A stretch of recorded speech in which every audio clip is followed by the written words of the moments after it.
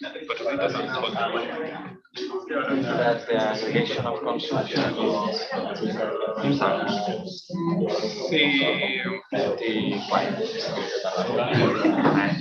No le gusta ya. porque va a pensar igual. Yo la más la tengo, pues ya eran algunas cosillas para explicar aparte. La máquina de la computadora pasa la pared. Ya que tengo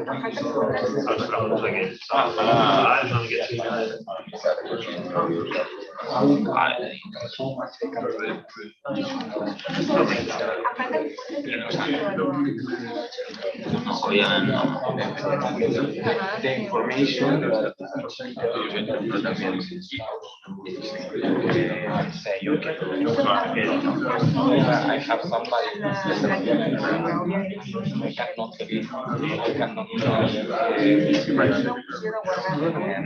no, ara tu òbviament ja saps,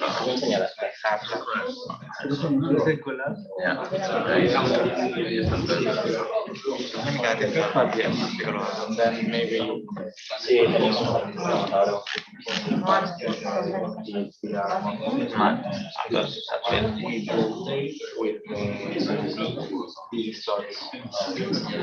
llavors no l'escriu en text, saps? Però ja no, Rubén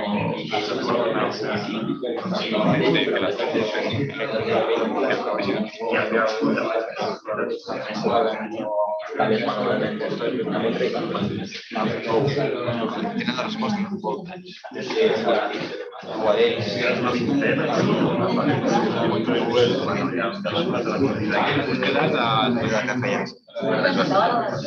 Distribuir carga.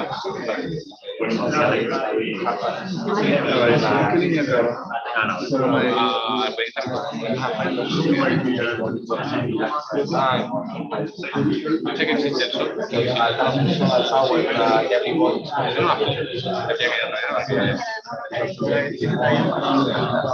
Sí, o sea, una mica antes, però... les webs connecting everybody de cara a la càmera por... perquè will affect the dome. Sí,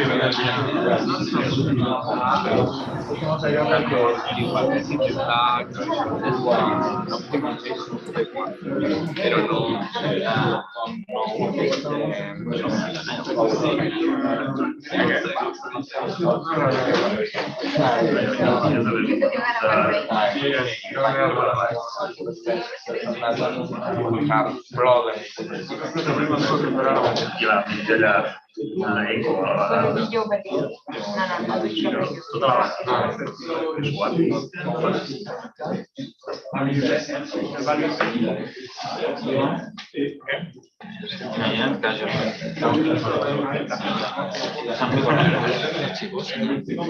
És que se'n va per aquí.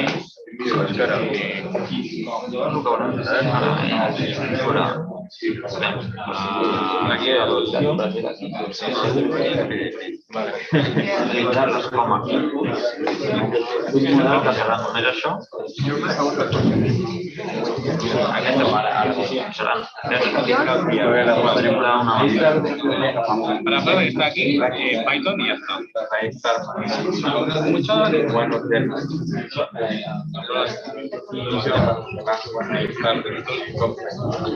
Recording in progress.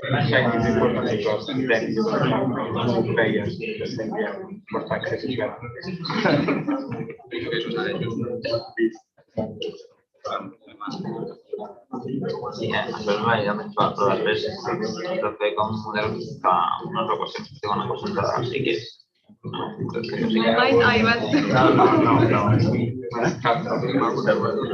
Okay, so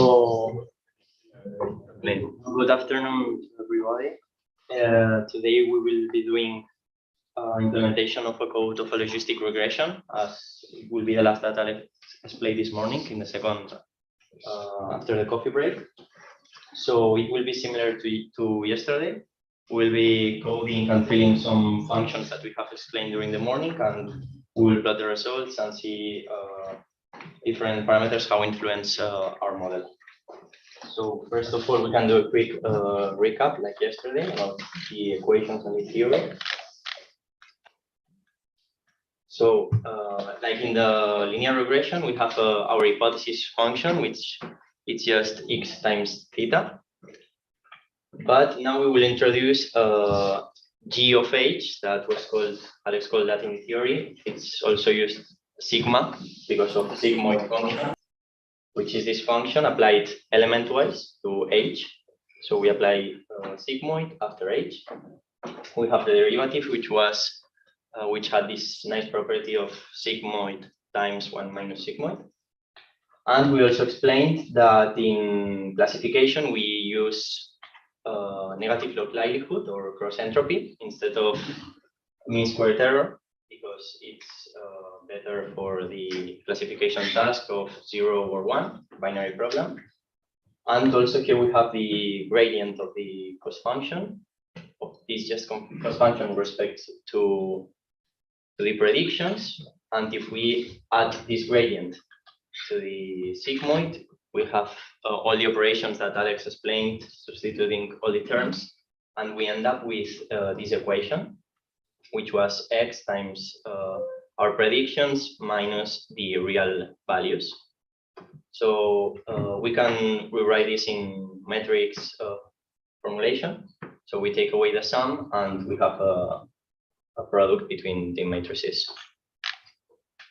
The dataset that we will be using is a real-world dataset. Is this one that we can see here, and it comes from they are microchips that during the fabrication take two tests.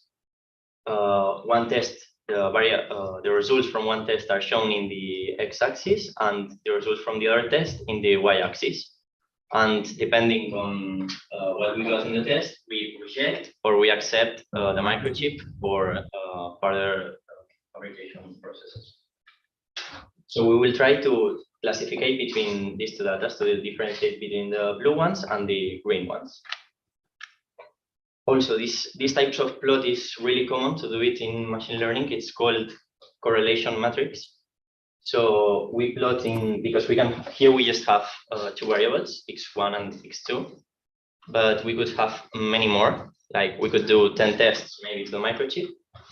So that we can, with 10 variables. It's uploaded to download, yes. Uploaded in the web. So if we have 10 variables, we can not plot it in 2D. We cannot plot multivariable functions. So we just take pairs of data and plot them all together. So here we would have x1 versus x2. Here we would plot x1 versus x3, and so on. And in the diagonal, you have x1 versus x1. So it's just the histogram of the data. And if you said you have the code, so we can start doing so. So like yesterday, you have to open the code with Google Collaboratory or Jupyter Notebook, which one you have. Everybody remembers how to open the code.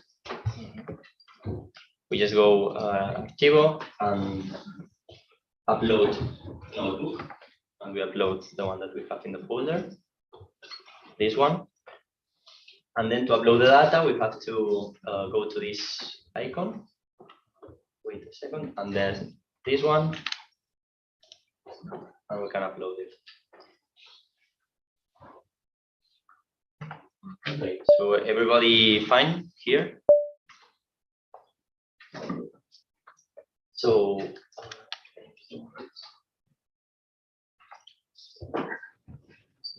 okay, so we are using the same libraries as yesterday, but we had linproc because it was a linear programming. We had a linear programming problem for the L1 and the infinite norms, but today we don't have it anymore. Instead, we have to minimize a function using its gradient. Later in the session, we will try to code the gradient descent that Alex explained. But first, we can use this function from SciPy, which you give him a function and it computes numerically the gradient, and it tries to minimize it using that gradient.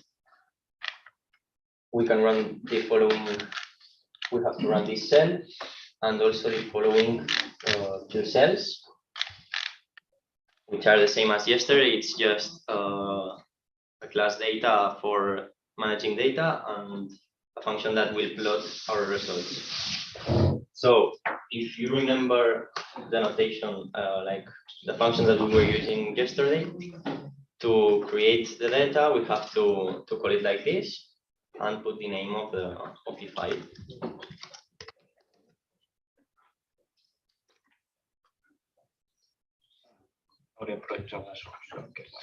And we can plot it.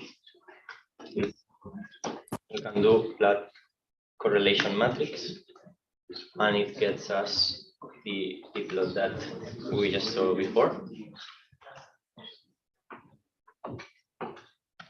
Also, we can call split data.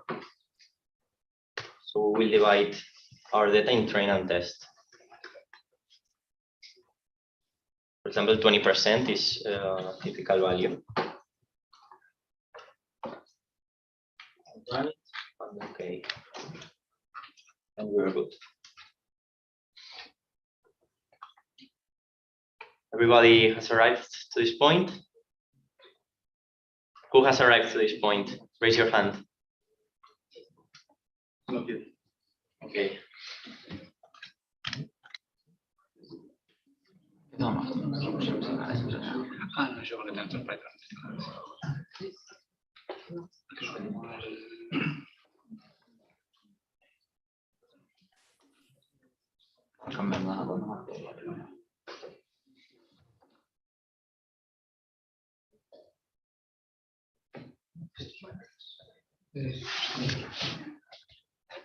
Last data here.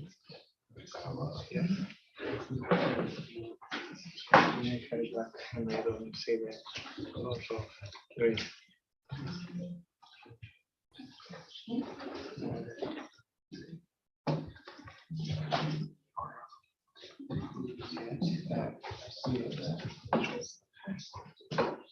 Maybe. Yeah, you can. Okay, so are you done now? I need it. Yes. I have.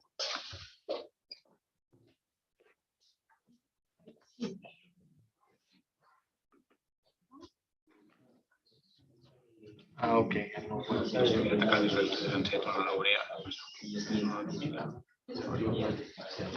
But I know that.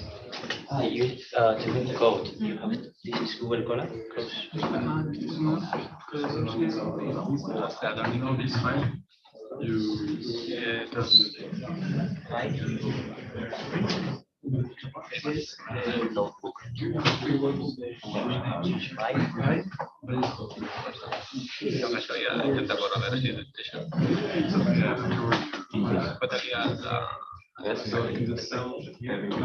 And now you can go here and upload the file.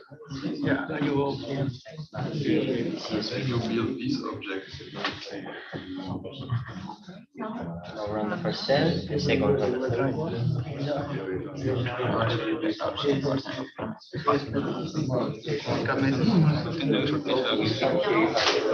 What I just showed. Yeah. Thank If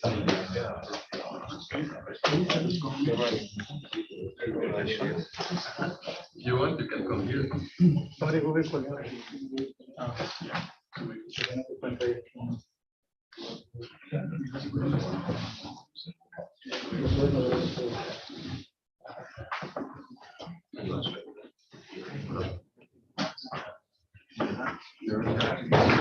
Data is after after reading the model, or The data is after this line.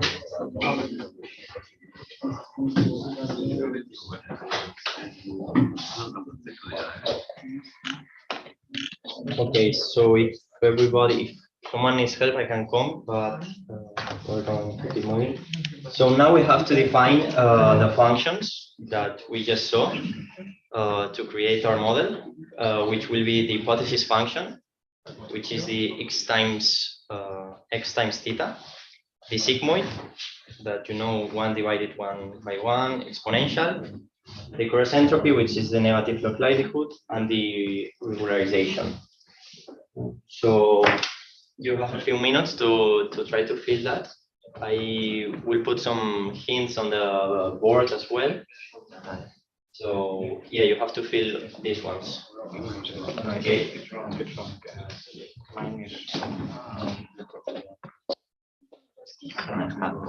So remember that sometimes we want to do matrix multiplications and sometimes we want to do element-wise multiplication. So when it was matrix multiplications, we have to do this sign, and when it's element-wise, we just use the star. And for the hypothesis function, like we said, is matrix multiplication between x and theta.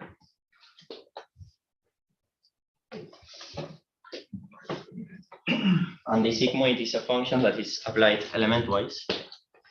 So if we get z as input, we'll have to do to create the mathematical letter E, we can just put math E. Okay.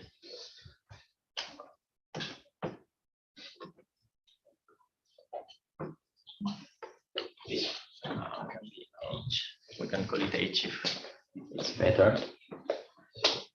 Here the is also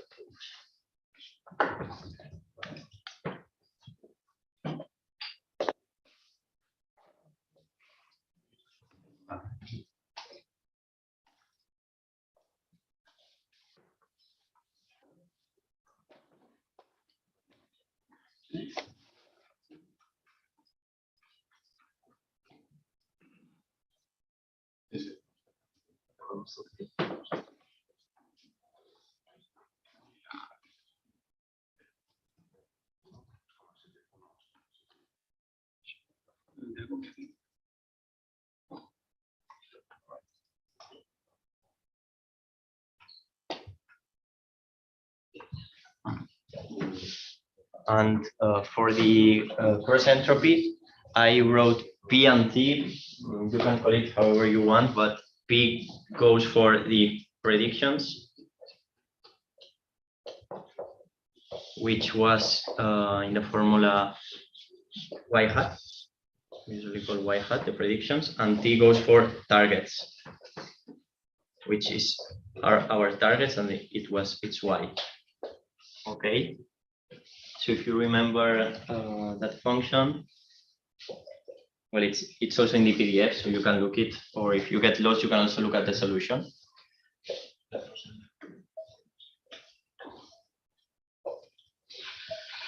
But it was to take the sum, all the points,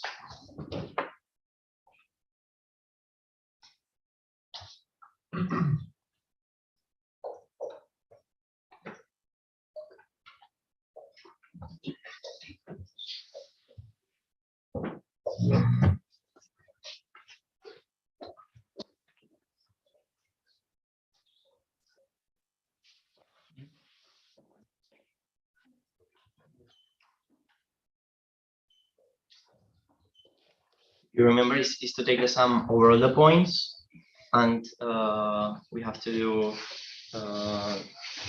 for the ones and for the zeros, and it's the targets times the logarithm of the predictions. So to do the logarithm, you just in Python you can just say numpy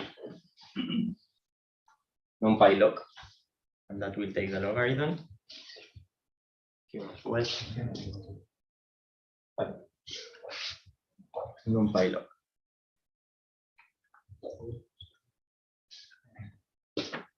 Here we have in function of E and M. Yes, so this is M also. M is the size of the data. So you have also the prediction. So it's the shape of the matrix T. So if you say T M is equal to the shape of T in direction 0. it's equal to the number of rows that T has. To make the sum, numpy, you say numpy sum.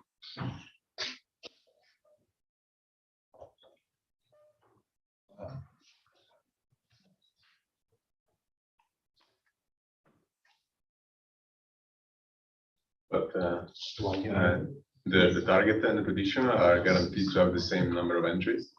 Yes. Yes, because we are taking the data, the training data set. Okay. So we are comparing. We give all the data and we say what we think it will be. Okay. All this data, and we compare it with the real values that we also have. But in general, it's not, they could have different. No, they are the same. Always the same. Yes, because these metrics, these targets, this matrix Y, is related to a matrix, to the matrix X, which is the data that you're using to the training. So you have in X age, as Alex said, for example, you have one column for the age, one column for the NA, and with that you have to predict if the tumor is benign or not. So each row of this data, here we'll have 0 or 1. This one 0 or 1, 0 or 1, one of both. So this Y has the same size as X, and with this X we get the predictions. Okay. So X and Y have the same size. Okay, thank you. This is iterated by NumPy. Like I was programming iterative, like with for The sum. Yes. No, you can just say numpy sum and it gets the sum. Yes, numpy sum, and you have to say the axis where you want to sum, which is 0. Because we want to sum the rows.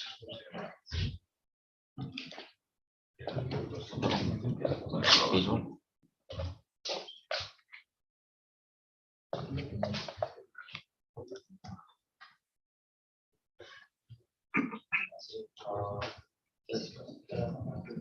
Vamos, gente. Vale. Vale, gracias.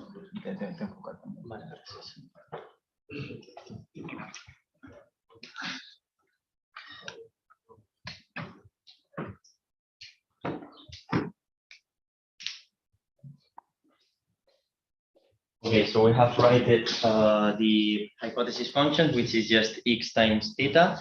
Also the sigmoid, which is this equation. The cross entropy is this one. And the regularization, as Alex said, we use L2 regularization, which is just to take 1/2 of lambda, but we can use this symbol, so we just say L of lambda, and then theta squared, which is theta transpose theta.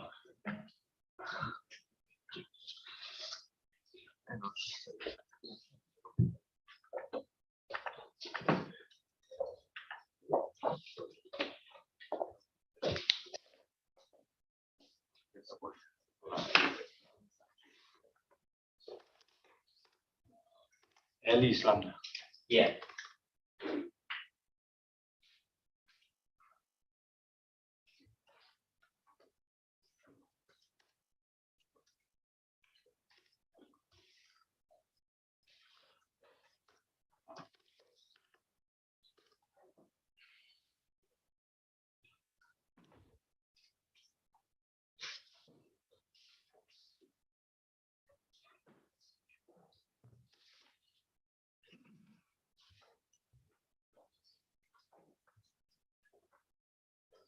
Oh yeah, I think I forgot about the sign. So in negative in the cross entropy function, there was a minus here and here, but we can just put it at the beginning.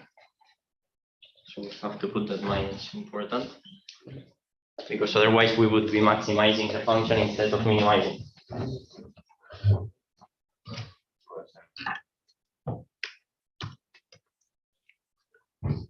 The return of L is the J that you have here.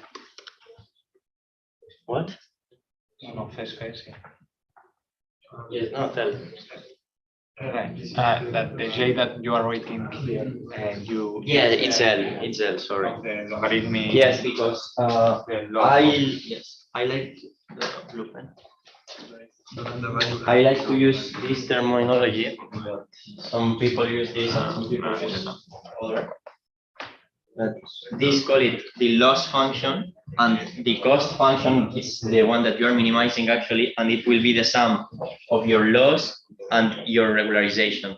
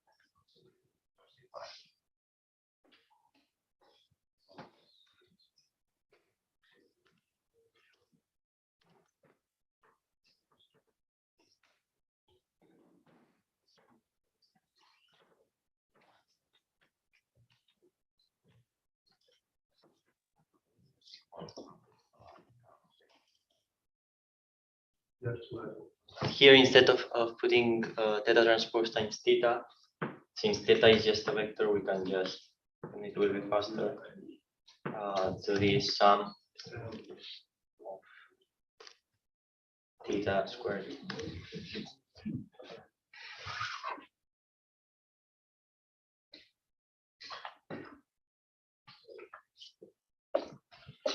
And here, important for everyone here, I was wrong. You have to sum in the direction 1. So they should look like I've written in the right. So they should run now. We compile.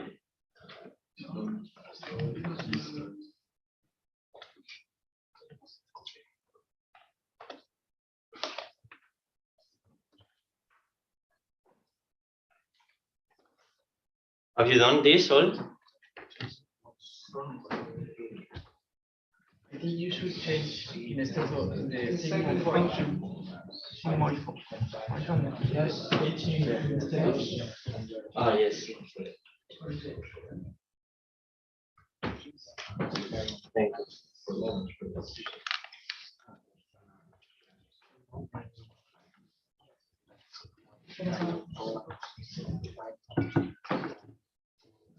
Okay, so if you have done that, now we have to build, because these are the functions separately, so we have to put all together to create really the cost function j and its gradient, the gradient of j. So to do that,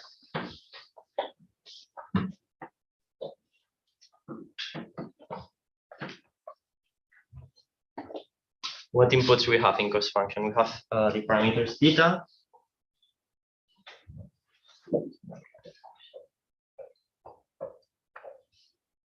we have the matrix of data, their values, 1, and we have lambda also.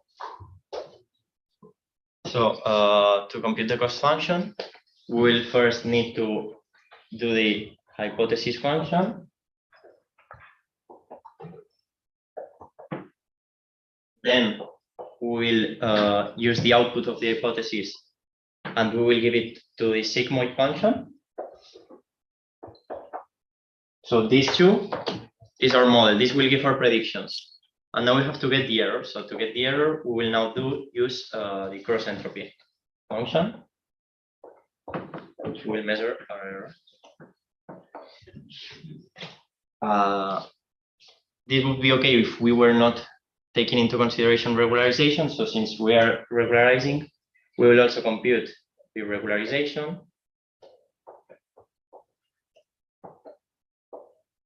And as I read before, our output will be the sum of the result from the cross entropy and the result from the regularization.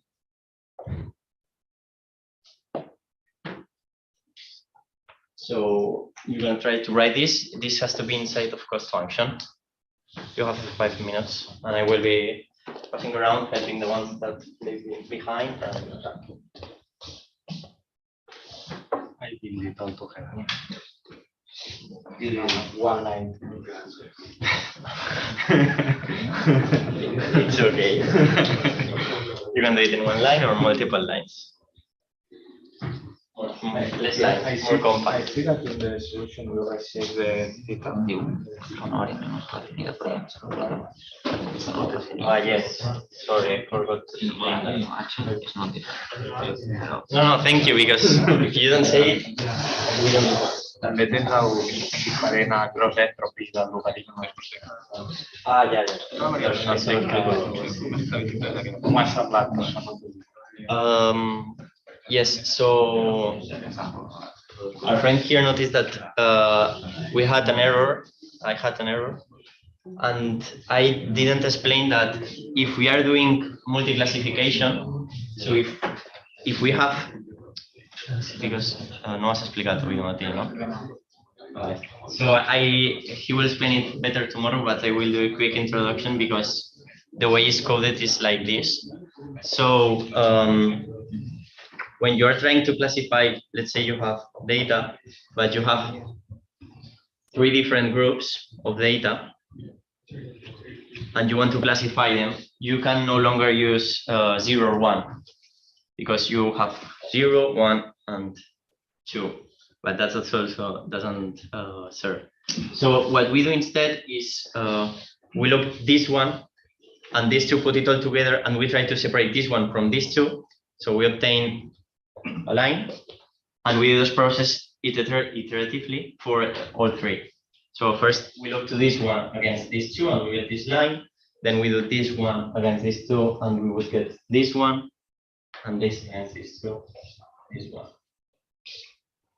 So now what we've got before our Y matrix, which are the targets. Before it was a column containing zeros or ones. Okay. So this one belongs to 0. This one belongs to 1. This one belongs to 0. 1. But now Y, instead of a vector, is a matrix. And we will have 0, 1, 0, 1, 0, 0, 0, 0, 1, so on. So this means this belongs to the second group. If the 1 is here, it belongs to the first, and if it's here, it belongs to the third. So it's a smart way we can solve this problem without changing much what we were doing, which was we just use hypothesis and sigmoid functions.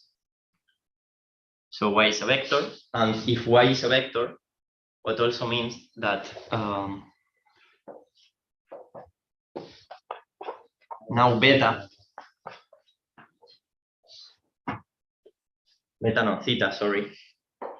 which was before column of vectors, you had theta 0, theta 1, theta 2, and so on. Now theta will have the same number of columns that Y has, because you have one set of thetas per classification you are doing at the same time. So you have this.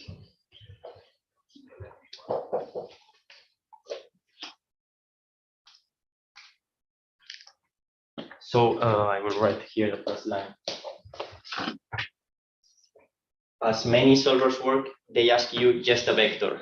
So as theta is a matrix, we have to do some tricks and move it around with its shape. So the first thing that we will do is reshape theta. So we got a matrix. Okay.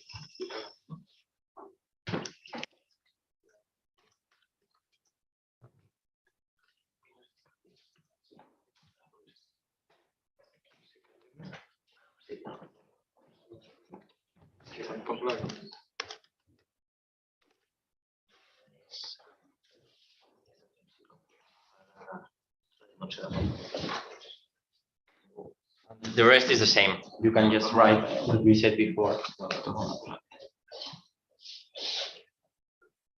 Shape here.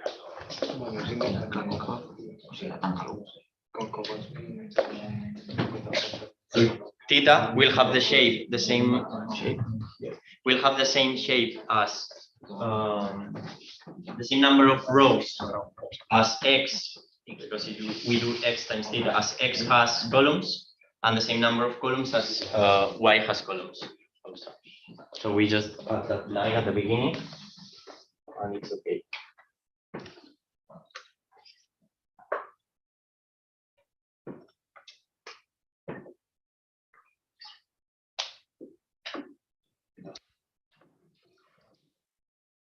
Yeah, someone in the chat asked, why did we put 0.5 in the regularization?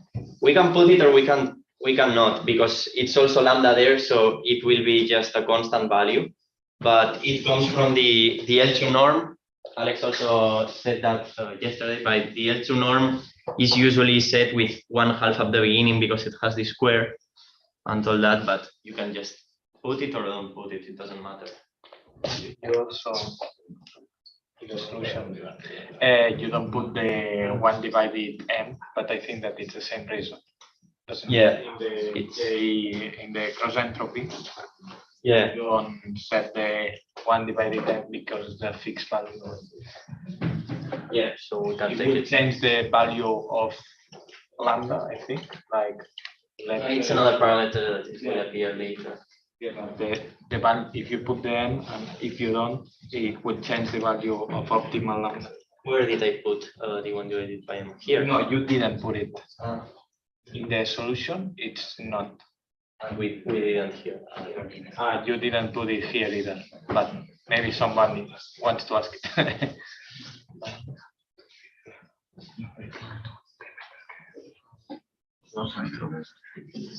Because in the solution I put yes, this is wrong. We in the solution I put numpy mean. Okay. Yeah. So mean already divided by m. Right. Okay. Okay. But we need this. We need the mean and the sum.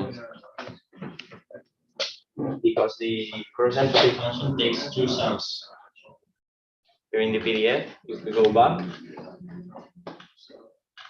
you see, cross entropy takes sum over m and sum over m. This sum over m divided by m, we can just take the mean value. So we take numpy mean, numpy sum. Yeah, because it's the prediction.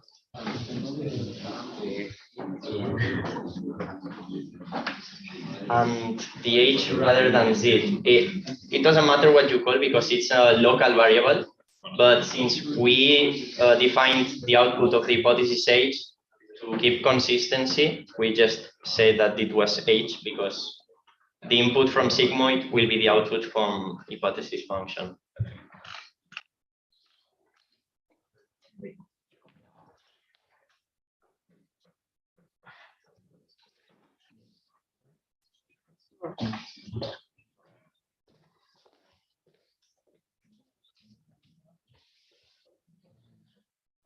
May not work because the second part. Let me see. Okay.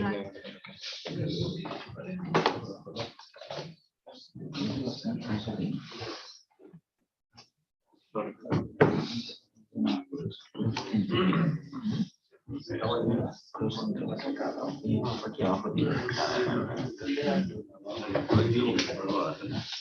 A ver,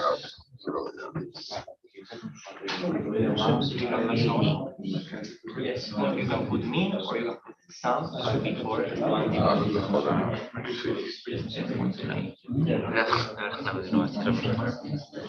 Yes, it's 1 divided by n, sum over n. It's just the mean.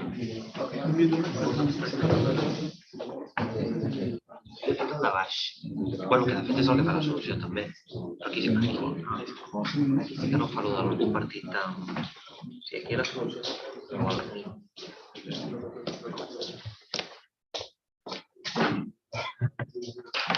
So, as I was said, the first thing is to compute the hypothesis function. Given x and theta. Then we pass this to the sigmoid.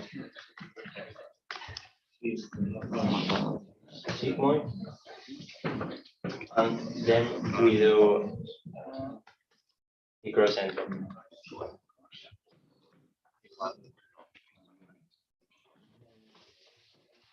Ready? So Sí, perquè calcula el gradient per cada valor. Per això no fa. Calcula el gradient per cada valor. Sí. No sé, no. Sí. I aquí és la una, però quan fas la multiplicació de la realitat és una altra. Sí. So it should look like this. We first do hypothesis function, then sigmoid. These are our predictions. We pass it to cross entropy. Regularization, we add up both terms, and that's our cost function.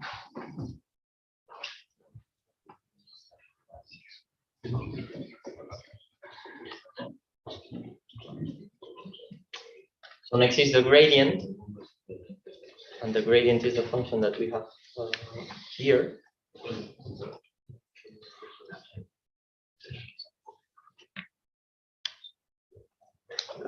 We'll put it on the board again.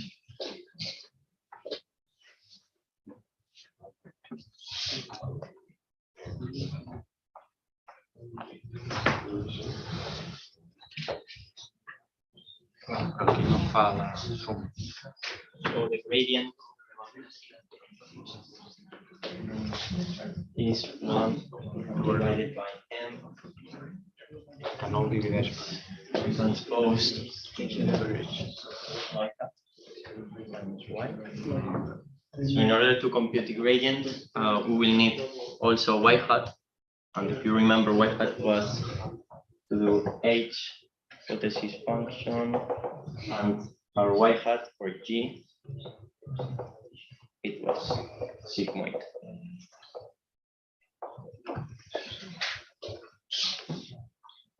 So in the code, here we will need to do again these two lines. So we get our y hat.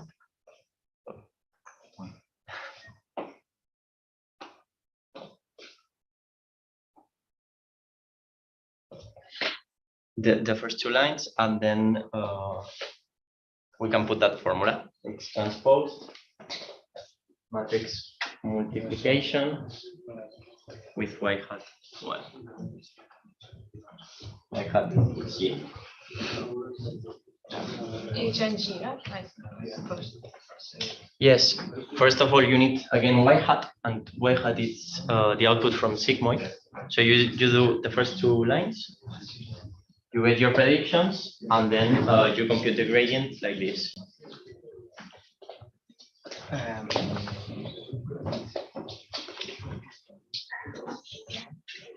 Solution, you don't divide it by later it appears on another hyperparameter that also absorbs them. L'altra I és la que tu li dones d'ahir. The learning rate. Gradient, if you remember, is multiplied by the learning rate. So 1 divided by n times tau is. But then doesn't affect to to the no to the It absorbed lambda. yeah. Back. That doesn't matter. Here we have to reshape it as well because of the different value of y. Yes.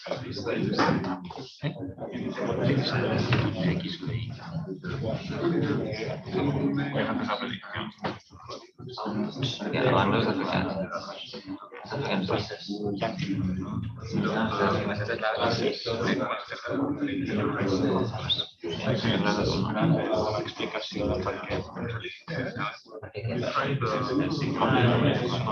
You have to classes.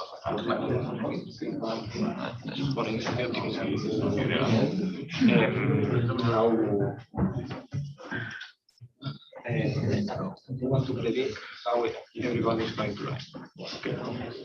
Everybody's going to write.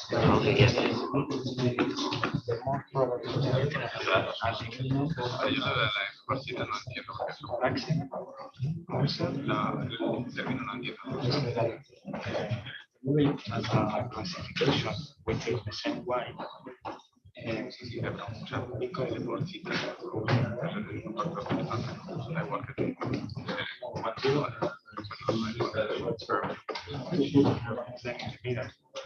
Yeah, so therefore you get the line. Yeah.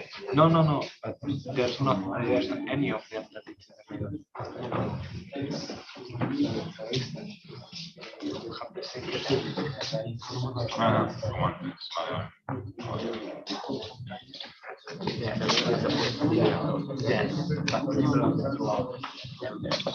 I like this explanation.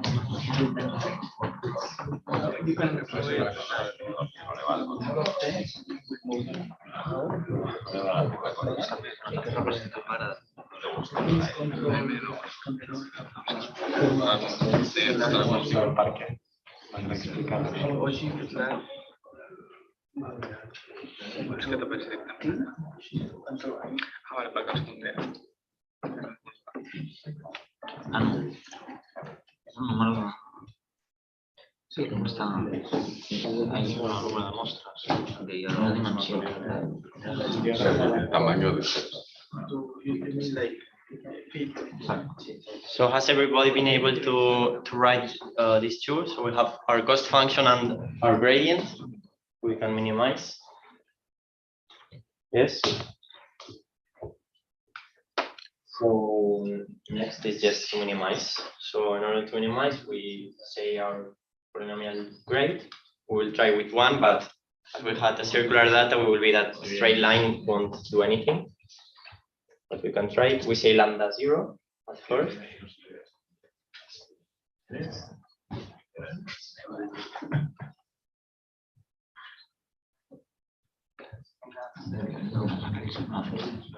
Yeah, what we have to do.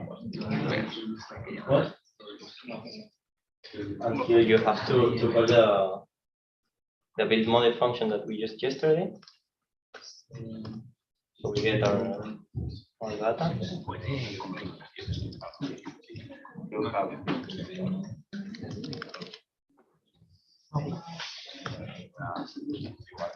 ¿Qué significa barra baja? No vas a guardar nada. Claro, te regresa ahí o no te interesa. No sé.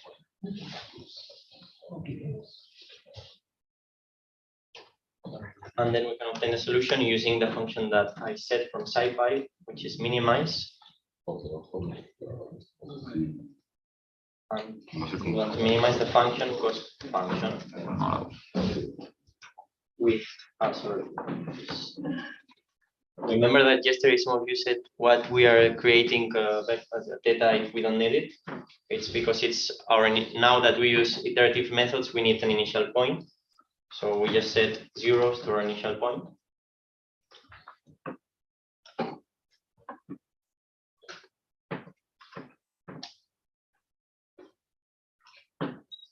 I have to say that it has some arguments.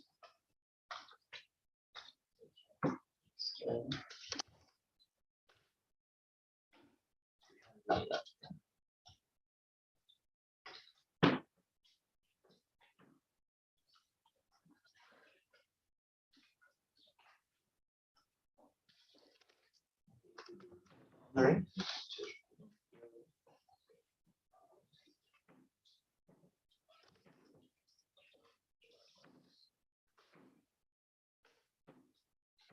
We have to reshape the solution. Theta will be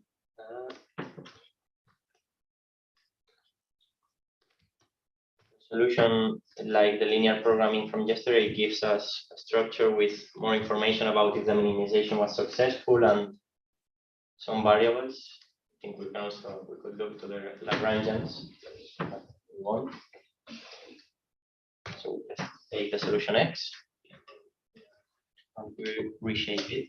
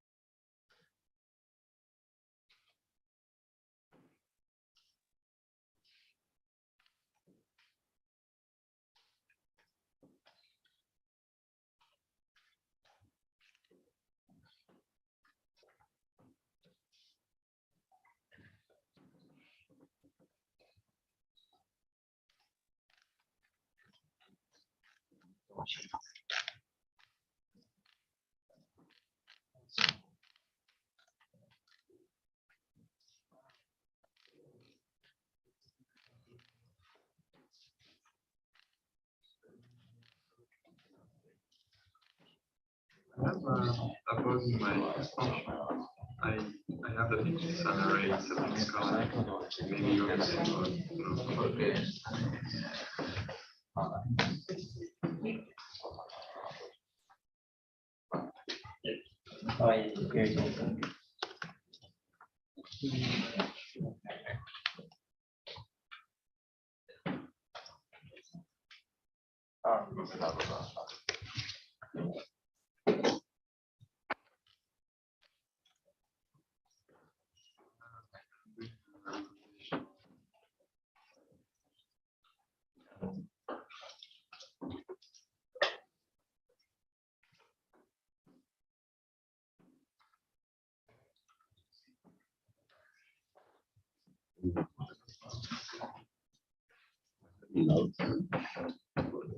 So have you written this so we obtain our results?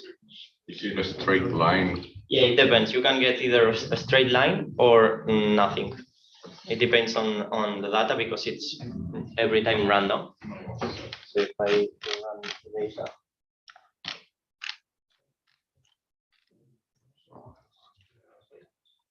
I got a straight line random because with a straight line it cannot minimize the cost because it always have points that are like he said these are green and these are blue, but it's awful. But if you put a straight line here, it's the same. So what we can do is just augment the capacity. So instead of d equal 1, we can say d equal 2. So it will be able to use parabolas and ellipses. And if we run it, we should see now an ellipse.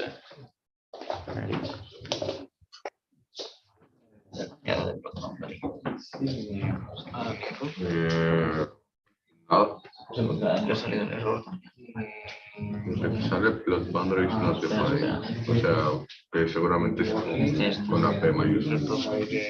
Objective function más retorno escalable.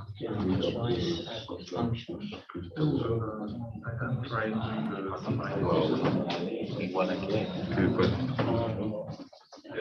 Cosa tan compuesta que las cosas es un vector. He pasado index, he pasado el index, no el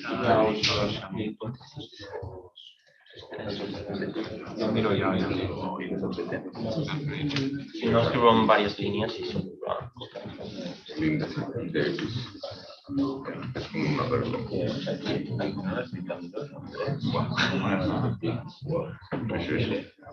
Pues todos sí.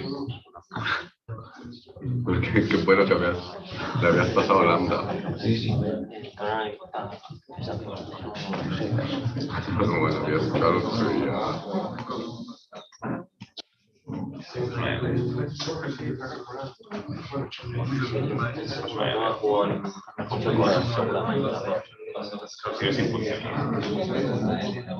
Ah, que no estoy llamando al pronunciation.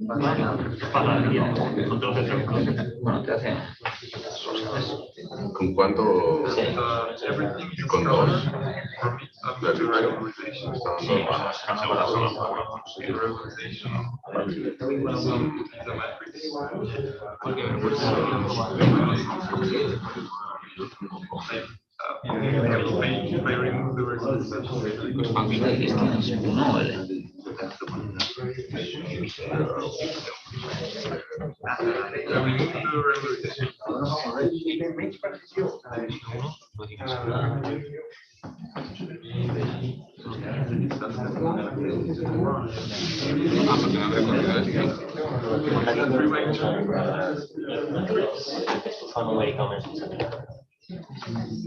Yeah, I showed what you get. No,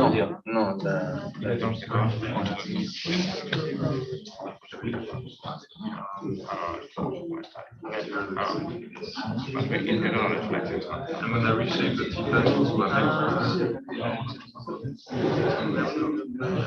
Ahora se ha postpuesto.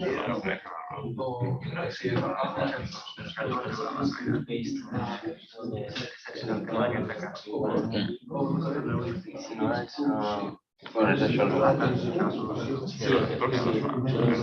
pero Ah, vale, coño. Ya está. Da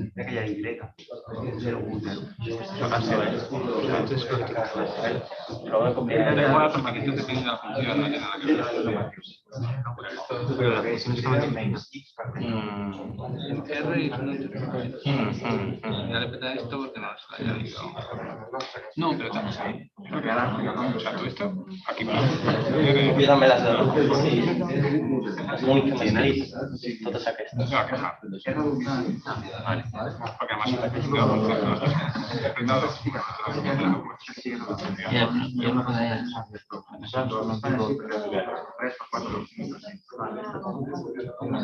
¿Cómo se dibuja el gráfico?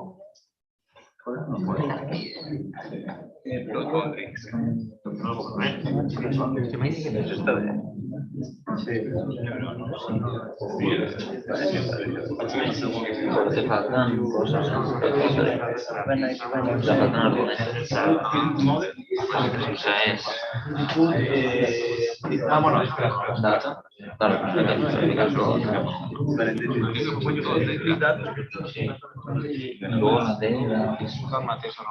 después.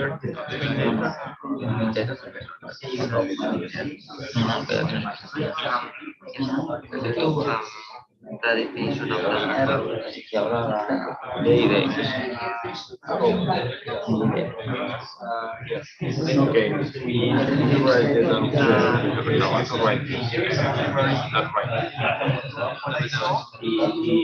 Normally the functions I don't get it. Like this.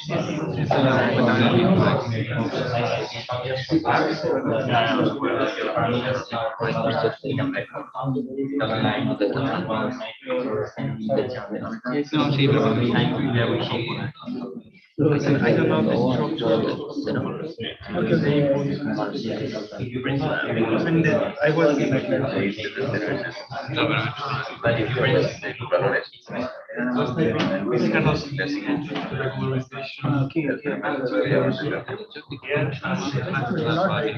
esto que me deja de volver.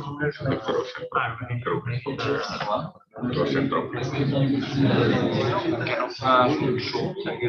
Si es falta un altre zoom aquí.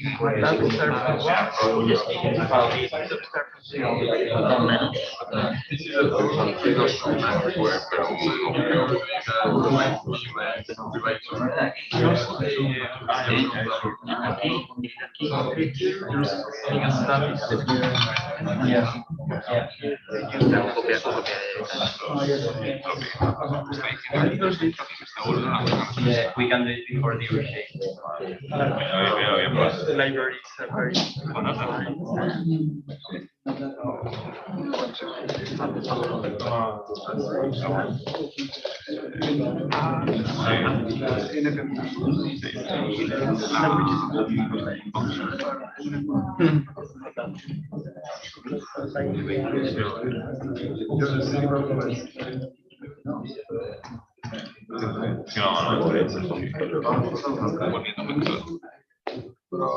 Ara anava a rescatar el codi de...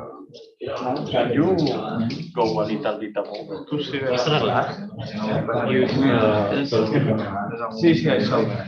It was perfectly upside down. Yes, okay.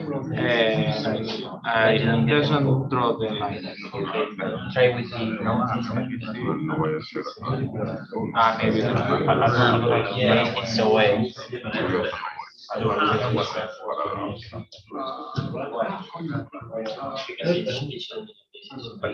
Like mine.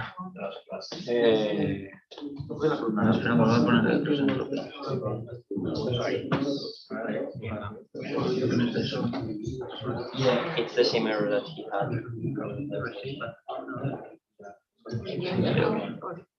Tal vez no sabía, tal vez no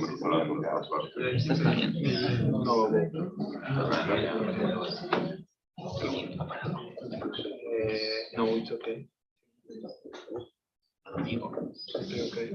What was that? What's the difference? Ya sé qué va a hacer. Go up, maybe.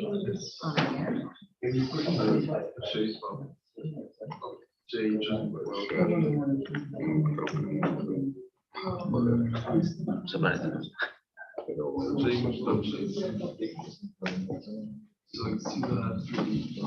Eso era una gran parte. Maybe you have another one. Que la cabe en mover lo que tenía. No, not mine, but I'm close to it. Yeah, it must be something that I'm doing. Yeah, no, mine. A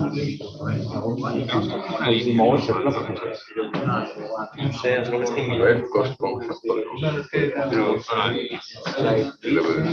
And also you need a minus here because it's negative. Okay. MP min. No, a mí no. Do it this way and add another MP.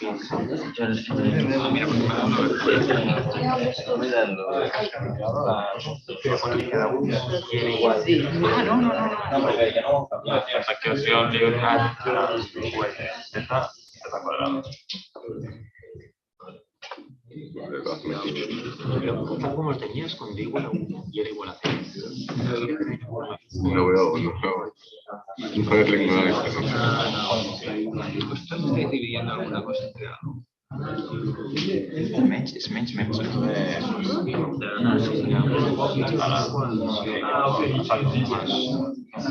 Sí, sería mains aquí y mains aquí. Seguramente es la función de... Aquí en símbol que ja sé per què em fa dos línies. Perquè em separa les dos de... Em separa independentment les dues classes. A mí también me está bien. Las dos están en una sola. Para que combinarlos es una matrícula. O sea, aquí tienes Espera, Desde el principio. pon un marcador aquí. He ficat alguna línia. Y ahora corre esta. Creo que aquí no se puede hacer un marcador. Un executado. Vuelve a entrar. RUT. No. Esto no hay manera de que esté mal. Esto,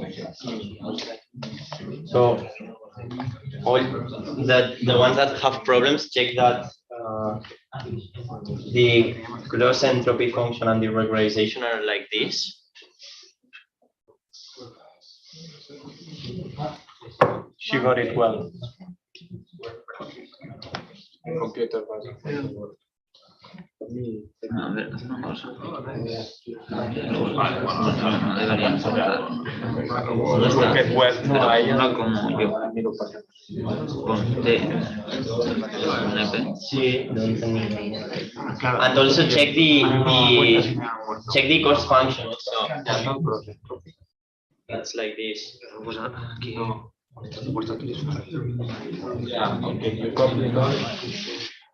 Ella ha copiat el cross empathy i ella ho ha fet diferent. Però això no canvia res.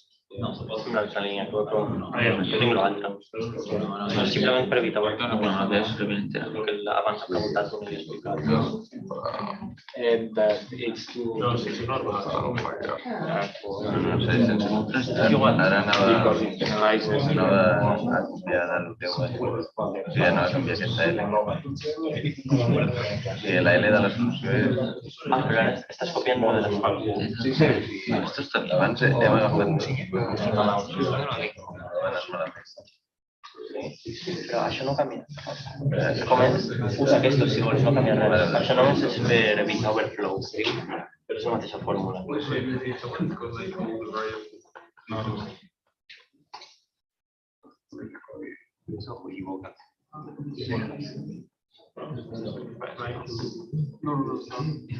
Això també ho escriu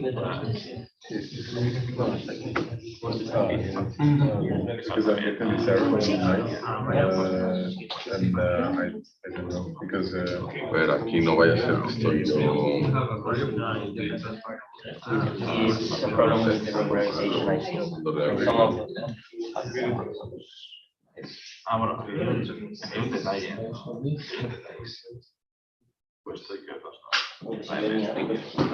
Ahí sale. ¿Cómo solucionas lo de la escala al final? Preguntándote el problema de la escala. Que diu que la funció retorna un vector. Ah, era problema d'aquí també.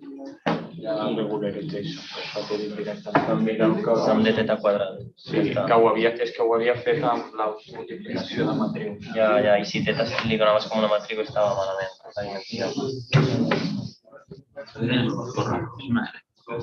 Eso tiene que ser una L, mínima.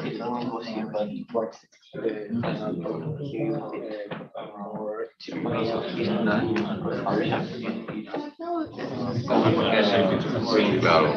A veces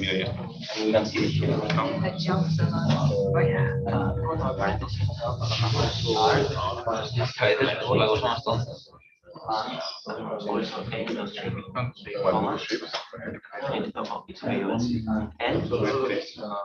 Capital letter.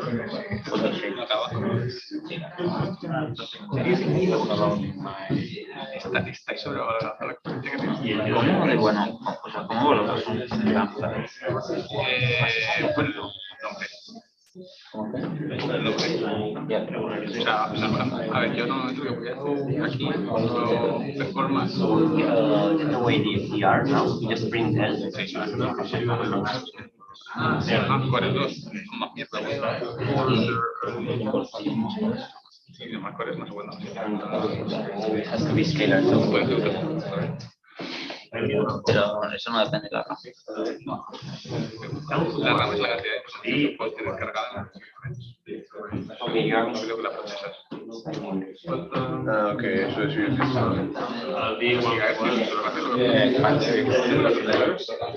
another sound. Two sounds. Okay. One divided by m sounds or just mean.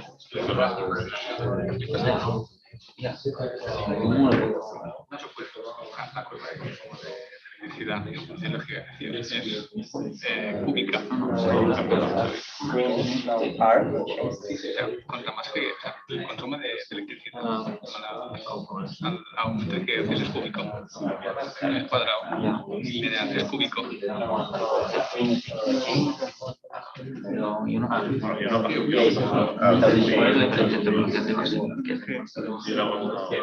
Cuando está haciendo nada y cuando el pedido chicha te sube.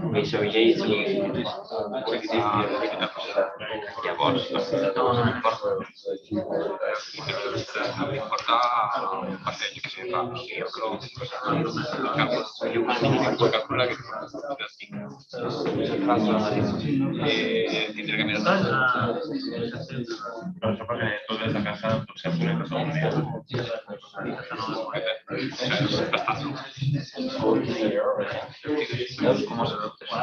un gramo para tots Yo como no sé considerar inversor, que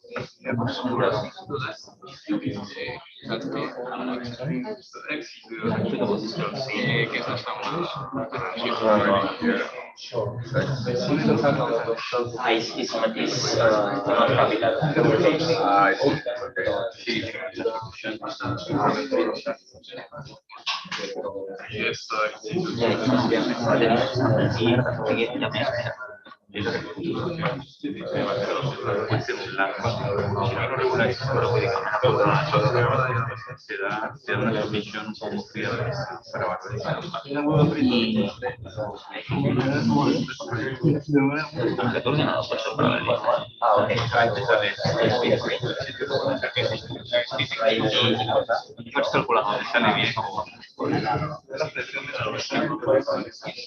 claro, pero si le pones cuentas irregularidades, por ejemplo,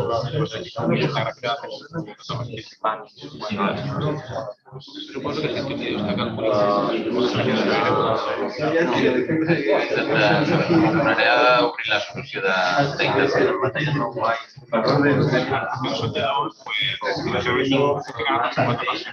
The formulas are okay. Puc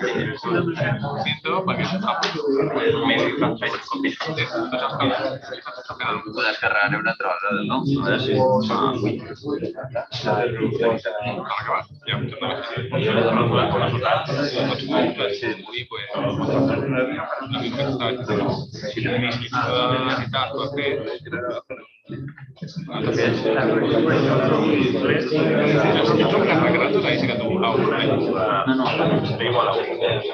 De igual a U, pot donar molt diferent perquè pots limitar-ho una mica perquè no tenis la foto matèria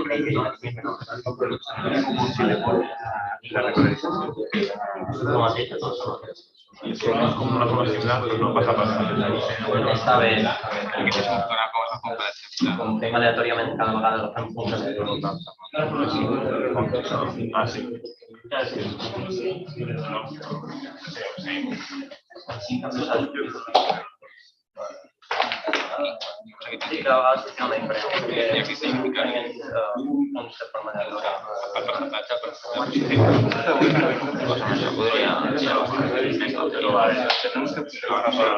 Okay, so we have to keep going. So some of you got the solution and some of you are having an error that it's not a compilation error. I don't know why, but try to copy from the solution file and maybe that solves the error. So I have also seen that some of you have already started putting different numbers here, so you obtain different boundaries.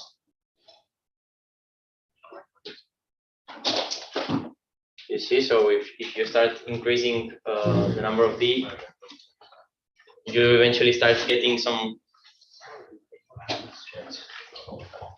shapes that try to fit lots of the points. And here it says overflow encounter.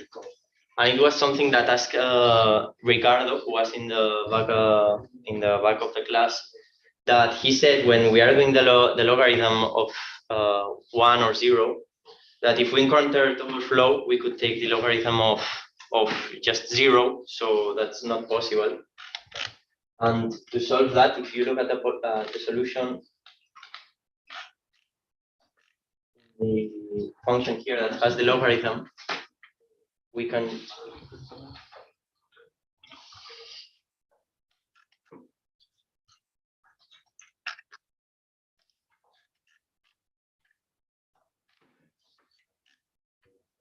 just do this. If I just explain it quick, is that we are just saying, okay, if the number is really close to 0, just instead of trying to compute the logarithm, if the number is, let's say, 10 to the minus 10, instead of trying to compute the logarithm, that will give error because this will overflow to 0 and it will try to take the logarithm. We just say, okay, instead of taking the logarithm, if the number is really small, 10 to the minus 10, directly return minus 10. And for any number smaller than 10 to the minus 10, return minus 10. That's okay. Sí? Hi ha un error a la cost function. Si algú més el té, està ahí. Which was? Aquí tenia un més en lloc d'una. Per això em costava trobar-lo. Aquí tenia un més en lloc d'una. Per si algú més li ha sortit. Troubleshooting.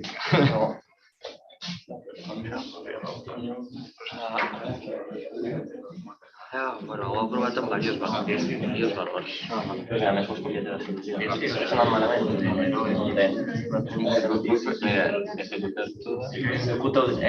Obri la solució i executa la solució, si vols. A ver qué pasa. Yeah, I didn't try it because I doubt.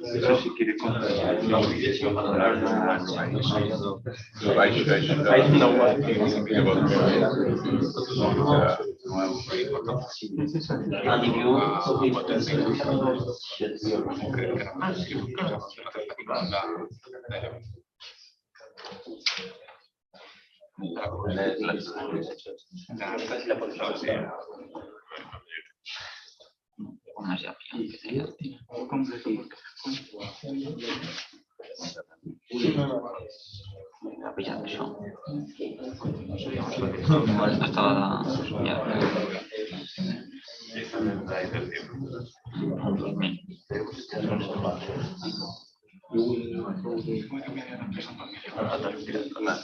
Pero bueno, no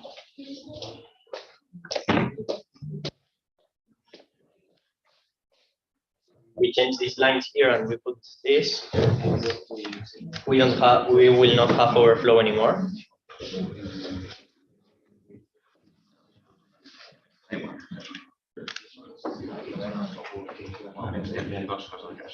So as you can see, with d equal 10, we are adding a lot of parameters, and it's much slower. I have uploaded the solution file. Please working on it.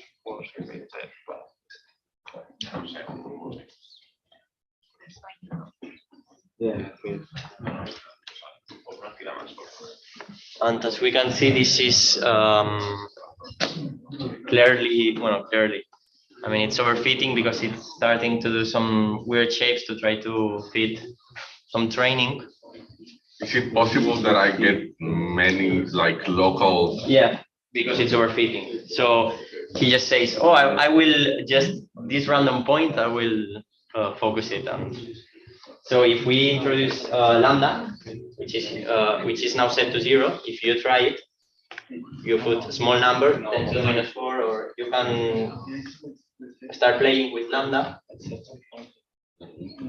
And with big, although we have a big D, it's a smoothen function. So it gets away all that wiggling that it was having, that oscillations.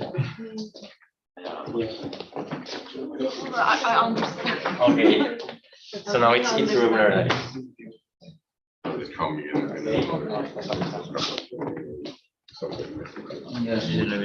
So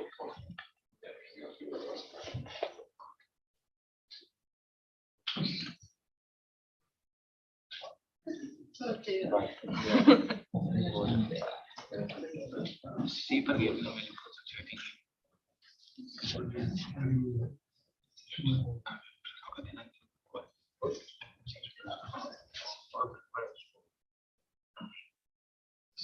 Here in the cell below, we have to change the name and this name of theta depending on what you put here. So the same. And well, you get the same plot, but here we have the accuracy. So as we can see, for this example, we have this is in percentage. So we have 90% accuracy in the training. That means that 90% of the training points are correctly classified. But when we look to the test, we just get a 70% accuracy because the boundary is not perfect. So if we did not regularize,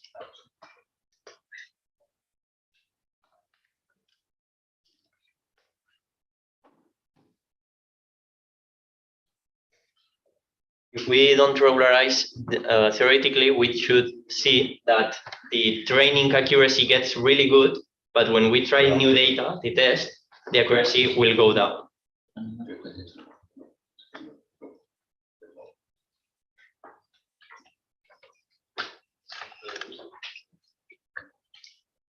You see, with this shape, we had 100% accuracy on the train. So every single point was correctly fitted. But when we look to new data, to the test, we are just fitting a good 40%. So that's why we introduce regularization. So we get a more general shape. And although we will get lower train accuracy, we will get better test. So it will generalize better to new data. So when they give us new data and they say, can you predict with this? You will be better than if you didn't regularize.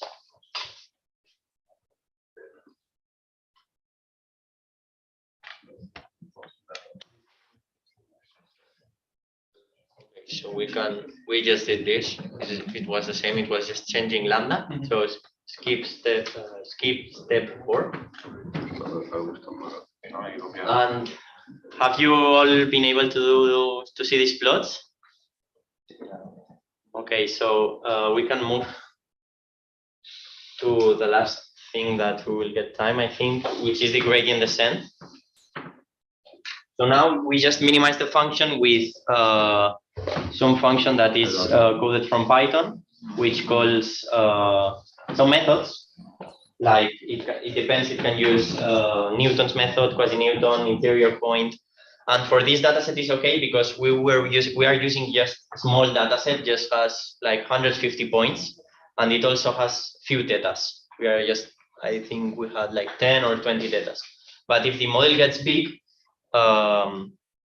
this minimize function that we just used will be too expensive because it's quasi-Newton, I think it is. So it will just say, it will just keep loading and loading forever because it can't find the minimums, because every operation will be too expensive. Every matrix multiplication and all. So that's why we will use gradient descent. So to do so, we just have to define these two functions,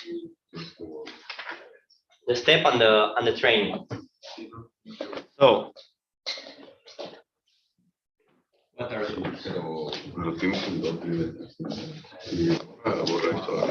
The step function is just how we update our parameters. So every step, how will we need the new parameters. So if you remember the step function, our step function will be the new theta prime, if you want, will be the old minus, because we are decreasing, the gradient of the cost times the learning rate, which Alex used. Alex, what do you use for learning rate? Tau. Tau. You can call it however you want. Tau. Also, no, we can put LR for learning rate. Okay. So in the code, you have in step we have theta, and gradient as inputs, and it's a class that has a property learning rate. So to update, we will do the new theta will be the old theta minus the gradient times, and you just put self learning rate. So this is saying call the learning rate variable. Maybe here written as LR. LR. Learning rate. And return data. So every time we call the step, we will update theta based on the gradient that we have.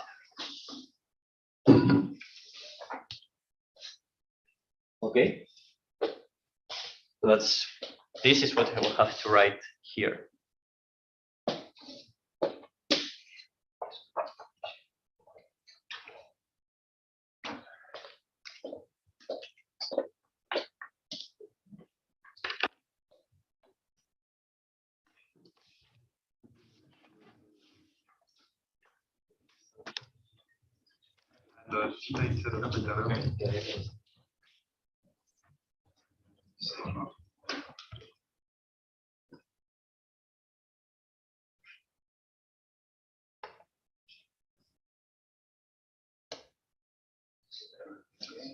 Okay, so now we have to do all the training process, the learning, and that's in the function train, in the method train.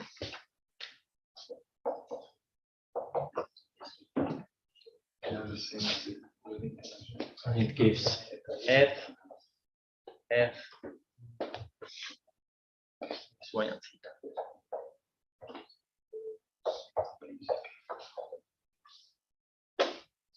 Okay. So how are we going to minimize our problem? If you use the step function, what we do need to do?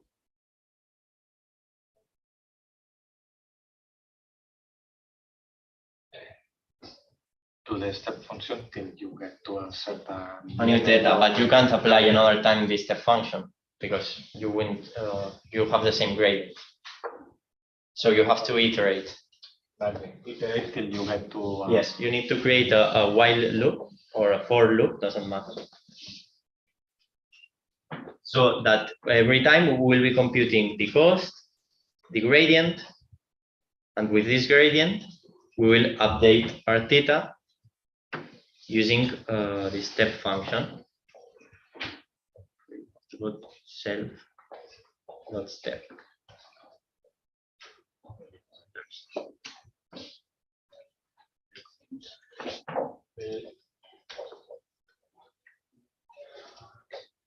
Example.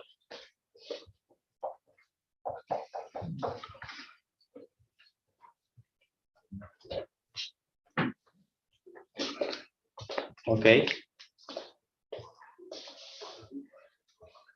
So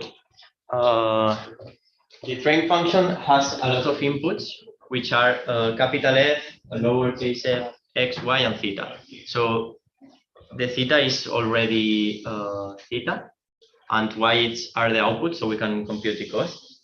And f and capital F and capital lowercase f are just the cost function and gradient. So f is the derivative from f. They are called handle functions. So you just have to call it like if it was a function. You say j is f of, and here give the parameters that asks. So it's if it uses the cost function, it just asks for theta, x, and y.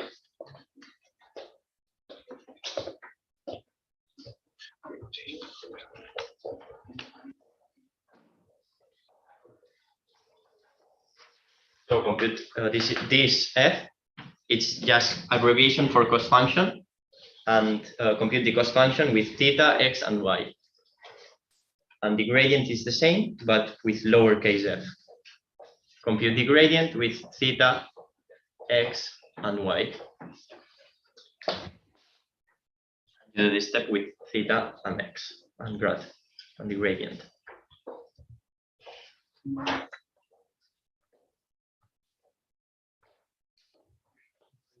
Any questions?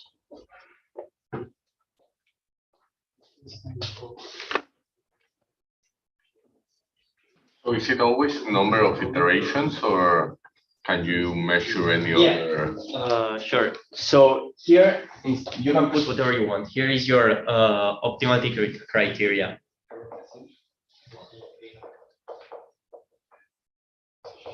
You can use different criteria. You can use the gradient criteria. So if the norm of the gradient is less than 10 to the -3, for example. Okay.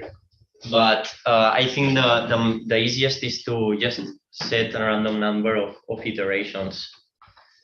But in practice, which is the most common? In practice, you usually choose a more complex, or you can use a combination of both. Like you have, because if you use this and you have something wrong in the code, maybe you will never minimize and it will keep iterating and you don't know what's happening. Yeah, you can do like a double check or check if the graph. Check both, and if something happens, exit.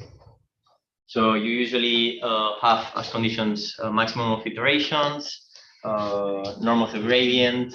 You can also use the cost function. If the cost function is getting below some number, just stop. Okay.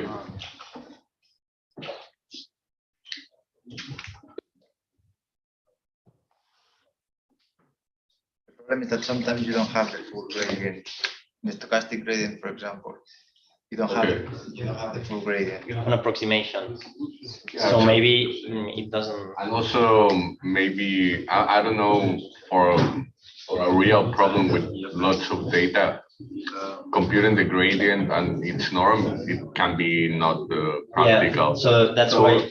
But so then the practical is iterations. Normal. Yes, for a cost at some point, some value. Okay, okay. Or in optimization, not the machine learning, what you would do is the norm of the gradient. Yes. Okay. It's like it will be the theoretical more acceptable. Yeah. But in practice. It's not. It's not. Which will be most likely what we will apply. Yeah.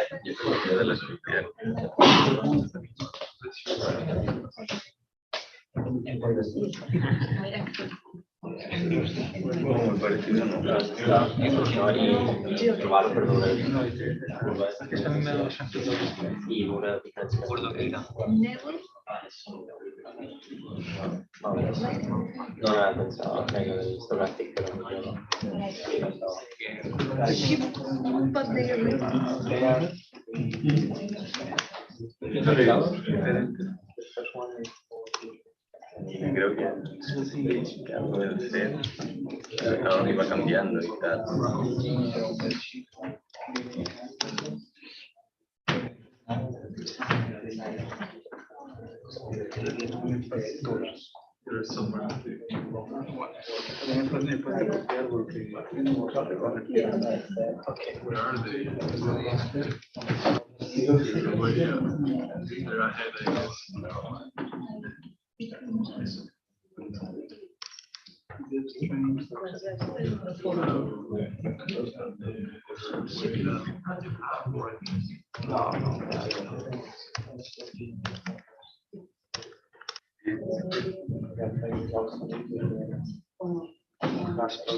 You should write just this. Get the cost from the function f, get the gradient from the function lower f, and update the theta using the step function, and keep iterating. So what's this obhist that it was already written? It's a matrix where we will save our values at every iteration, so we can see how the minimization is going. So So we can check. And, to do so, we can just here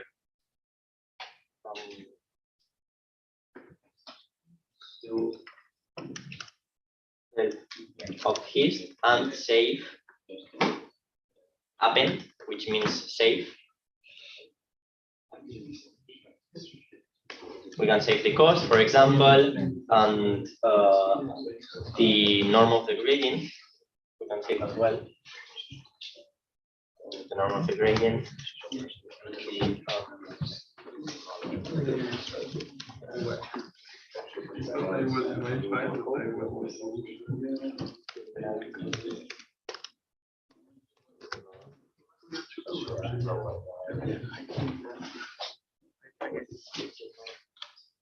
So like this, we can save our cost and our norm of the gradient at every iteration, and we will see how it goes.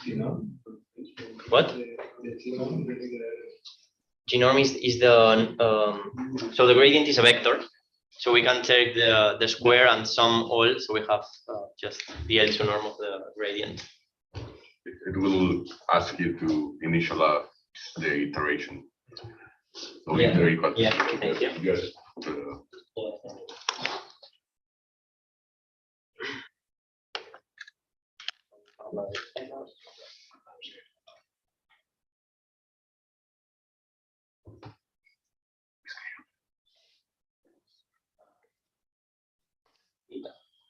No, the line above the space. What? The space between at the beginning of the line. So theta. Yeah. No? No, the other one. Maybe? Yeah, it should work. Yeah, they have to be both on the same line. Okay, so now it's 5.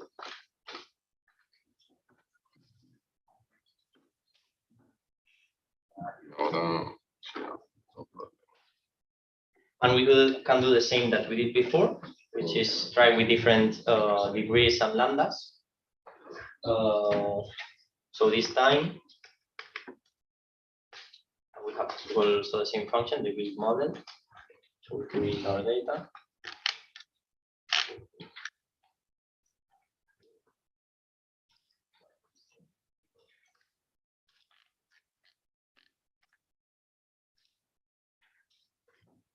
Now, instead of using this minimize, we can use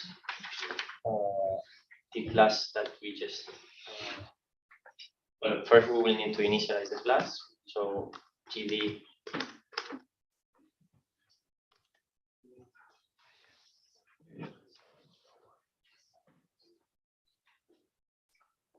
some learning rate that we can set to 0.01, for example.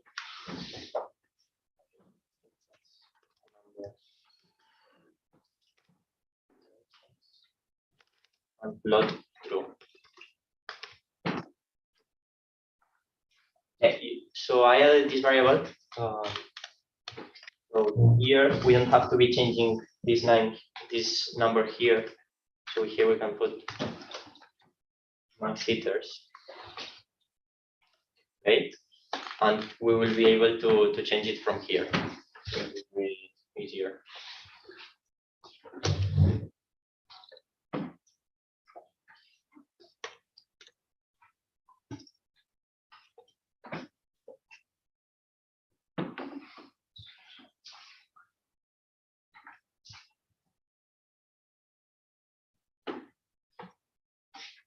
So the training asks for capital F, lowercase f, training, y training, and theta 0. Right?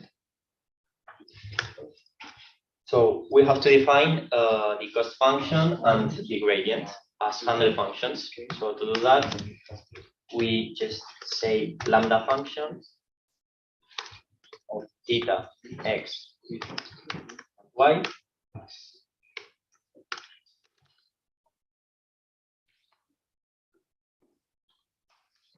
We say that this handling function is assigned to cost function.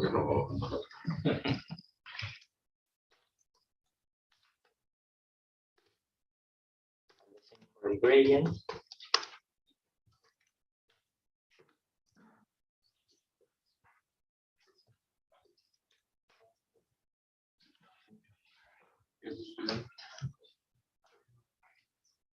Gradient plus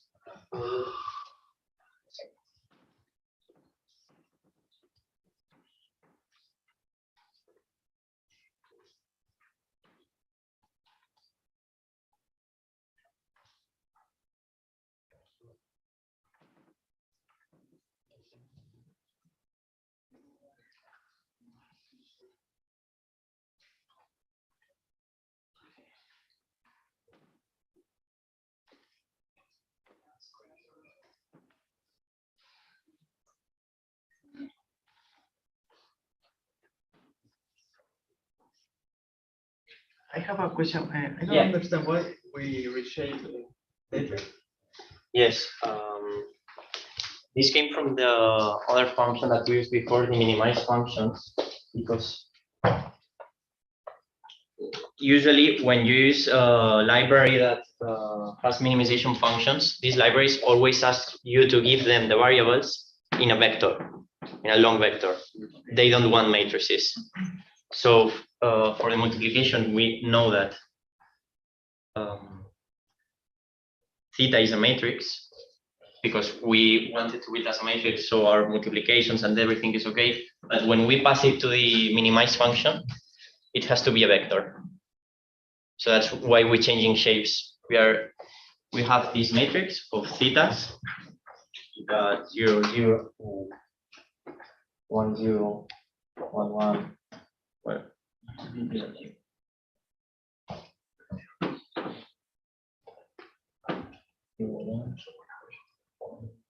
and so on. What we're doing, we reshape them so that we have just a long vector, theta 0, 0, theta 0, 1, 0, 1, 2, 0, and so on. And we stack this on bottom of this, and we have a big vector. So we pass it to the function.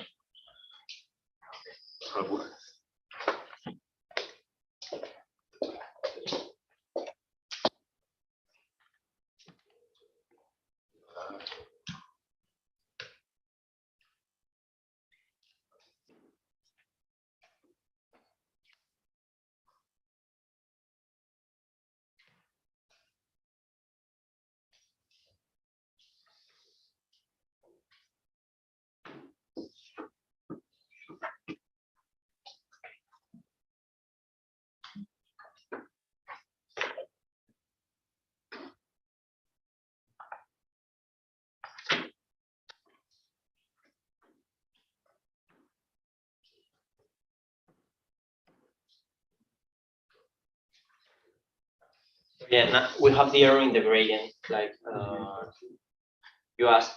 So the gradient also has to be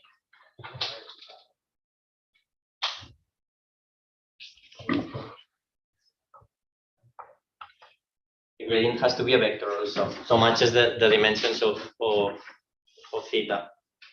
So we can sum up them. So here we have to do a reshape. Sure. Line and the gradient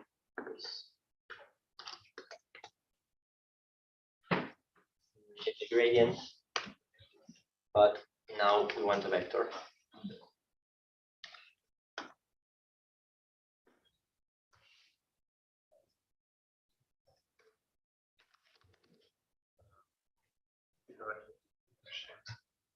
One, so it's a vector.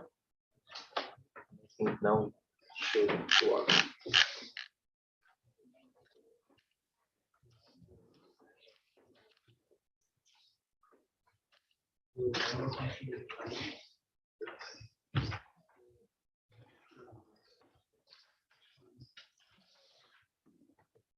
¿En dónde está? Primero que lo inicialice como si después no realmente.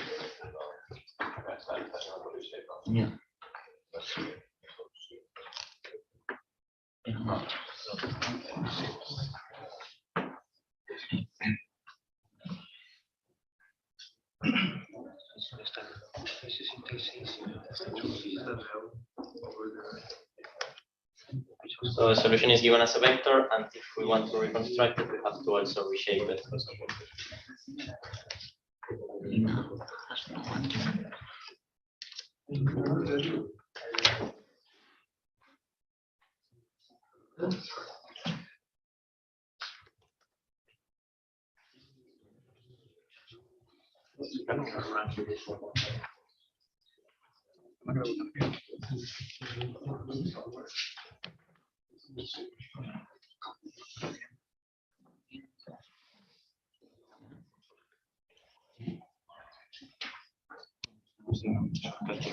Okay, so have you been able to put the reshape and run this cell?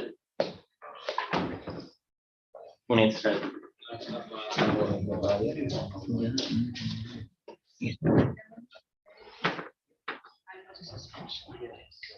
Yeah, it's in the reshape.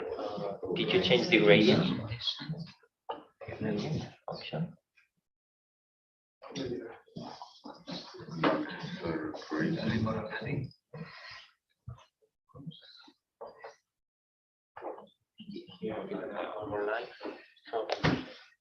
I show again what I changed in the gradient, so everybody can copy. I added this line. So we have to reshape the gradient.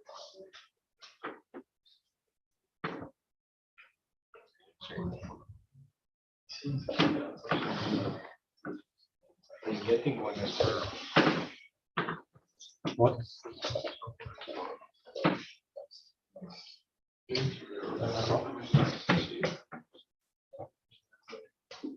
Sí, pues aquí.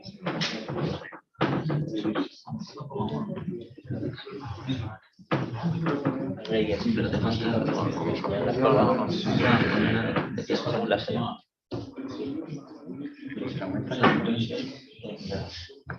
no, es shape 1 multiplicar y shape 1.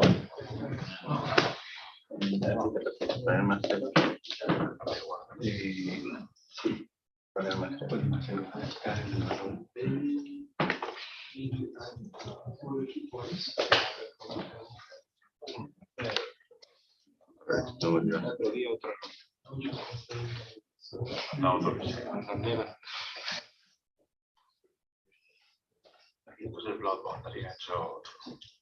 No, no arriba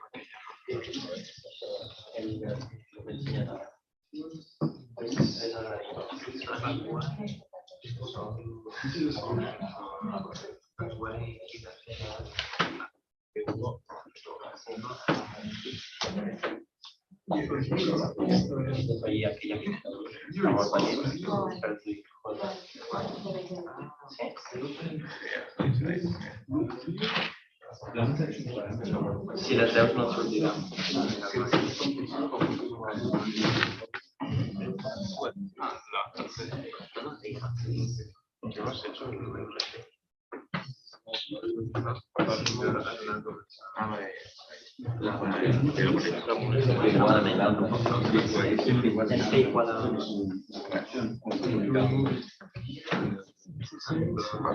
Una pero regla, después cambiamos. Sí, podria seguir.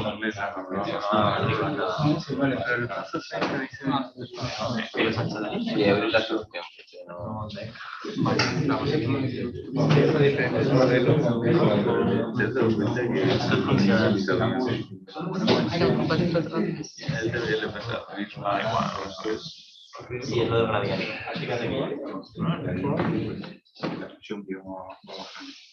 Igual a 2. Las consideraciones.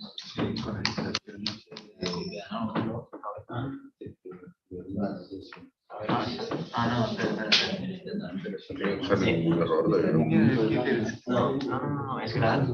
El resultado es grande.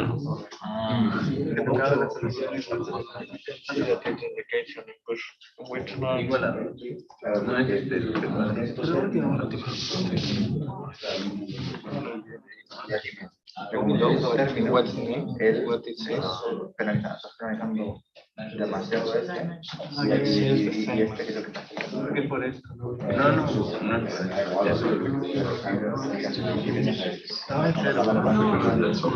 No va, solo se va a fijar en las pequeñas. Y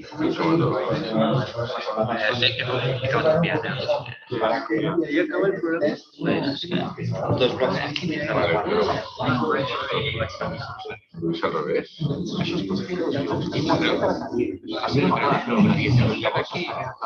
Ah, sí, no, yo tengo Da No está ejecutando eso, porque es que ha quedado funcionando igual. El siguiente cuadro. Ah, vale, vale.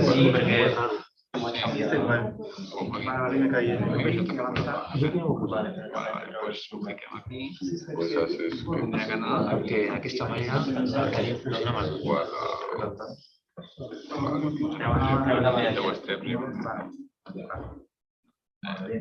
No estic segur. No te va, ¿no? Ahí se queda. ¿Qué tenemos la línea? Vamos a calcular. ¿Qué salen más datos? Gráfica. Estás imprimiendo esto. Ah, està bé. Això va aquí. Este es el del 6. Sí, és el gual. No, hi ha una cosa que m'ha deixat. Malgrat... No, això simplement és postprocés. Ah, vale, però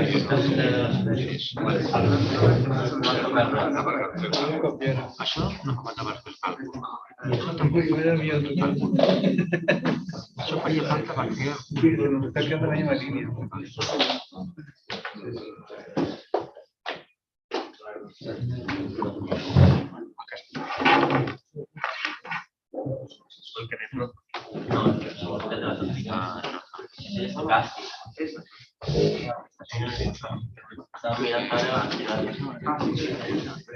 Pues, vale, vale.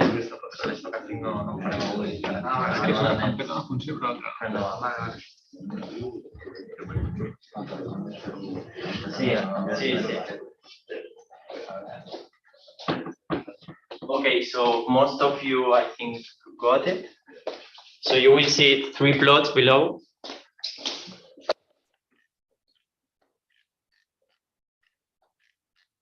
Share these 3. This is the boundary that we have seen before. So it seems that it matched the one that we obtained with the minimize function.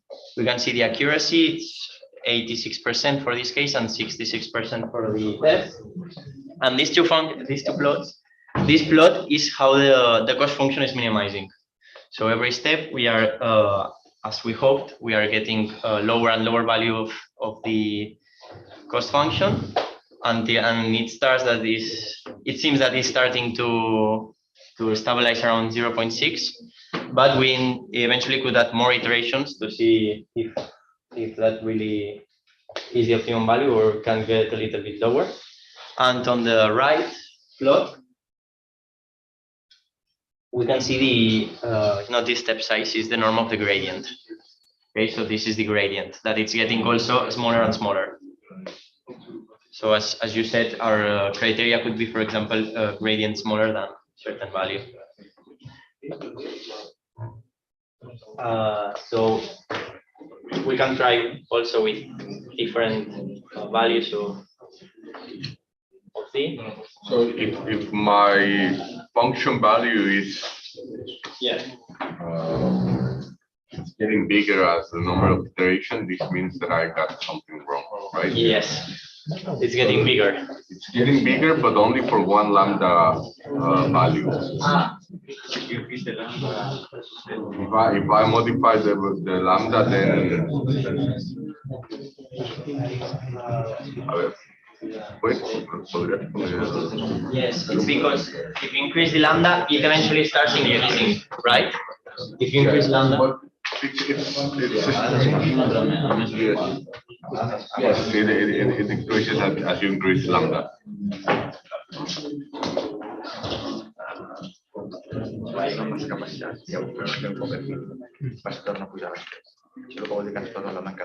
Yes.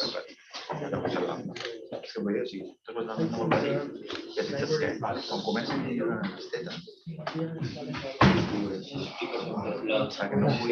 Because we are minimizing right the function.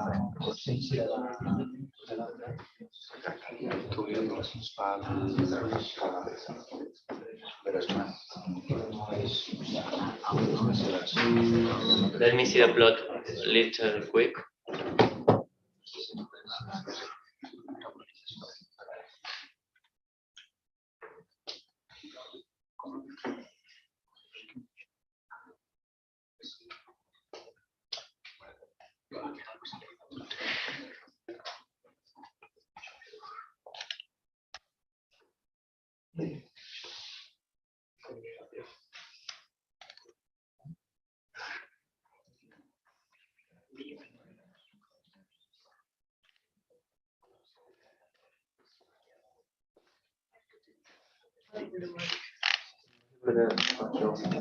I per lambda, el plot de la minimització cap a dalt. Clar, perquè has pensat tota la funció objectiu o no és una part? En teoria tota. Clar, tindria sentit si només fos el loss, no? Claro.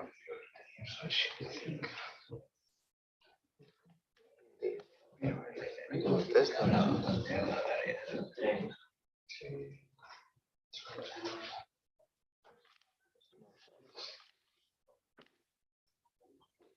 I don't know. I will check it for tomorrow, but I don't know why the function it looks like this with lambda. Tomorrow I will tell you. But the minimization, in fact, goes well because we get the boundary and the high value of inaccuracy. So the last thing that I wanted to show is that we can also change the learning rate. Let me set lambda to 0. So if we increase the learning rate, what will happen is that this line will decrease much faster and arrive to the optimum solution faster. And if we put the learning rate to a really small constant, it will be much slower. So here it's at 1.3. It's far from the optimal value.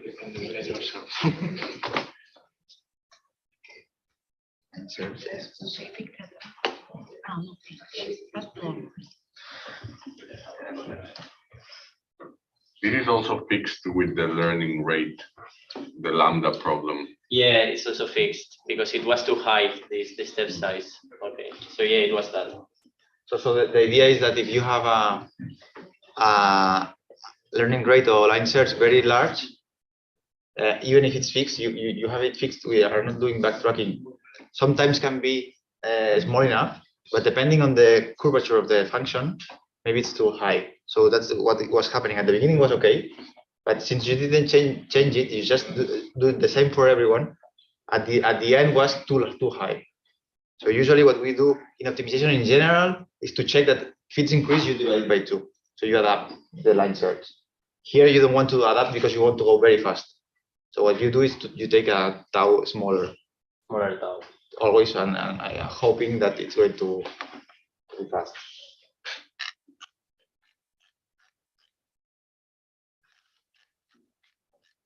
So here I plotted for different values of the learning rate, and we can see that with higher values that is faster, but it will eventually happen what Alex said, that if you have too high value, you will not converge in the solution.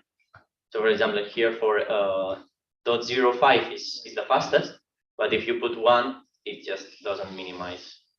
And it could, even if you continue, it will start raising.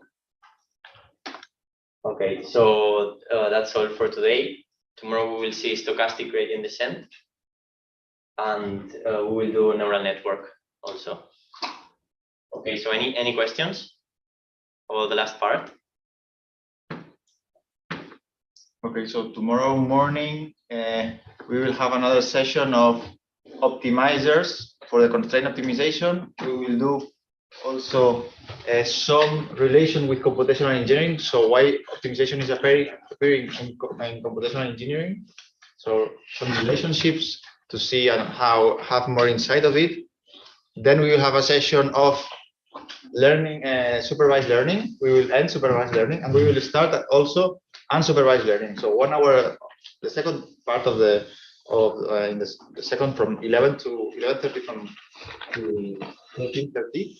The first hour supervised learning, and the second one unsupervised learning. We will start with unsupervised learning, and in the afternoon we will do, as Tony was saying, a neural network, and we will code it here and